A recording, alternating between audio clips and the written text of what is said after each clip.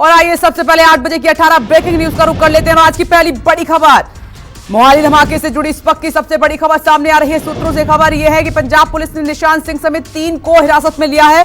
सूत्रों के मुताबिक पंजाब पुलिस ने अलग अलग इलाकों से 3 को हिरासत में लिया। बताया यह भी जा रहा है कि निशान सिंह फरीदकोट का रहने वाला है। वहीं 2 और हिरासत में लिए गए लोगों से अभी पूछताछ जारी है, उनकी पहचान नहीं हो पाई है। अब दूसरी ब्रेकिंग न्यूज का रुख कर लेते हैं। जम्मू कश्मीर में सुरक्षा बलों को बड़ी कामयाबी मिली है।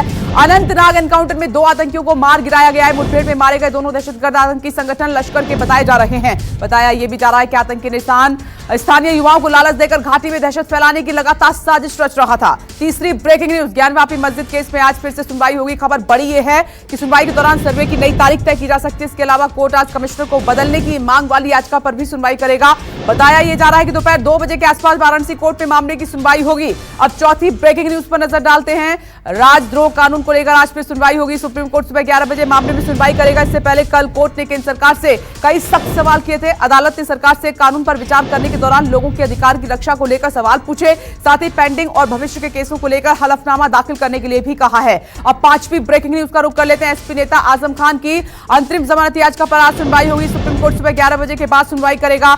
सुप्रीम कोर्ट ने जमीन हड़पने के एक मामले में आजम खान की जमानत अर्जी पर फैसला लेने में देरी पर असंतोष जताया था। खान के वकील ने कोर्ट से यह कहा है कि हाई कोर्ट ने जमानत अर्जी पर अपना फैसला सुरक्षित रख लिया है। अब छठी ब्रेकिंग न्यूज का रुख करते हैं। 8 बजे की एक और बड़ी खबर आपकी टीवी स्क्रीन पर, यह देखिए। दिल्ली सरकार और केंद्र के बीच अधिकारों को लेकर आज सुप्रीम कोर्ट में अहम सुनवाई होगी।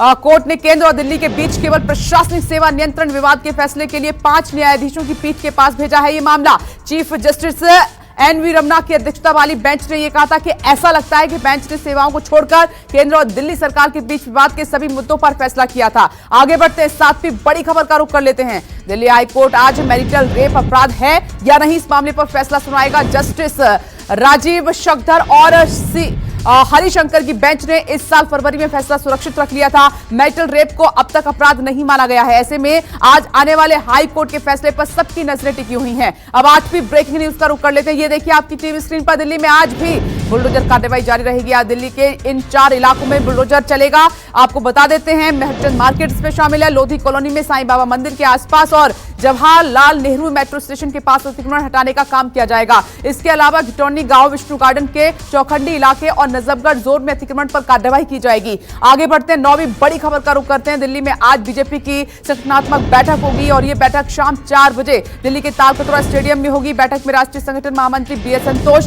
दिल्ली के प्रभारी जय पांडा, दिल्ली बीजेपी अध्यक्ष आदेश गुप्ता समेत बीजेपी के कई बड़े नेता शामिल होंगे। साथ ही बैठक में दिल्ली बीजेपी के संगठन से जुड़े लोग और बड़ी संख्या में कार्यकर्ता भी मौजूद रहेंगे। अब 10वीं बड़ी खबर का रुख कर लेते हैं। सीएम केजरीवाल आज गुजरात दौरे पर रहेंगे। इस दौरान वो राजकोट के शास्त्री मैदान में जनसभा को संबोधित करेंगे। वहीं केजरीवाल पार्टी पदाधिकारियों और कार्यकर्ताओं के साथ विधानसभा चुनाव को लेकर बैठकें करेंगे। बता दें कि इसी साल दिसंबर में गुजरात में विधानसभा चुनाव होने वाले हैं। अब 8 बजे की 11वीं ब्रेकिंग न्यूज का रुख करते हैं। मुकुल रॉय की विधानसभा सदस्यता खारिज करने के मामले में आज फैसला अहम हो सकता है। बंगाल के विधानसभा स्पीकर सुनाएंगे फैसला और पिछले शुक्रवार को इस मामले में विधानसभा स्पीकर विमान बनर्जी के कक्ष में आखिरी सुनवाई हुई थी। सुनवाई के दौरान ना तो मुकुल रॉय हाजिर हुए थे और न ही विधानसभा में नेता विपक्ष शुभेंदु अधिकारी मौजूद थे। अब 12वीं ब्रेकिंग न्यूज का रुख करते हैं। पटना में आज बिहार यूथ कॉन्क्लेव का आयोजन होगा। इस कार्यक्रम में बॉलीवुड में नाम कमा रही बिहार की हस्तियां नीतू चंद्रा और क्रांति प्रकाश झा अपने जीवन के संघर्षों और कामयाबी के बारे में बताएंगे। इसके अलावा देश विदेश में अच्छे पदों पर काम कर रहे बिहार के लोग और स्टार्टअप में आगे बढ़ रहे लोग बिहार के युवाओं से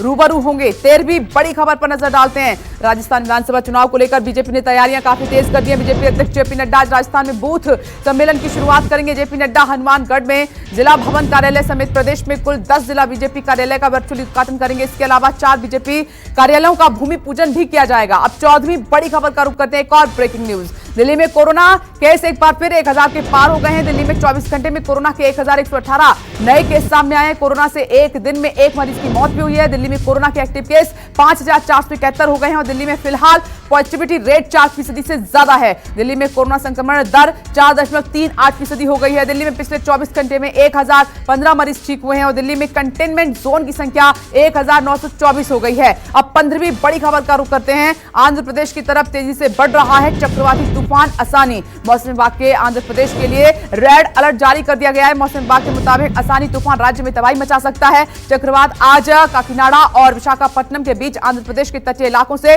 टकरा सकता है। है। अब 16वीं बड़ी खबर का रुख करते हैं। एक और ब्रेकिंग न्यूज, यूक्रेन पर कब्जे के लिए रूस ने तैयारी शुरू कर दी है। यूक्रेन ने दावा किया है कि रूस ने बेलगोरोड के पास अपना सबसे घातक मिसाइल सिस्टम स्कंदर को तैनात कर दिया है। यूक्रेन के मारियोपोल में रूसी और यूक्रेनी सेना के बीच भीषण लड़ाई जारी है और आपको बता दें स्टील प्लांट में देर रात को भी बम धमाके सुनाई दिए हैं और प्लांट के पहले और दूसरे फ्लोर पर आग लगी हुई है। प्लांट में एक के बाद एक कई धमाके सुने गए हैं और वहीं अज़ोवस्टाल स्टील प्लांट पर रूसी हमले की तस्वीर मारियोपोल प्लांट की रक्षा कर रही यूक्रेनी सेना ने जारी की है। अब 8 बजे की 18वीं ब्रेकिंग न्यूज आपकी टीवी स्क्रीन पर। श्रीलंका में हालात बद से बदतर होते जा रहे हैं। हिंसा, आगजनी, तोड़फोड़ और राजनेताओं पर बढ़ रहे हमलों के बीच रक्षा मंत्रालय ने बड़ा फैसला किया है।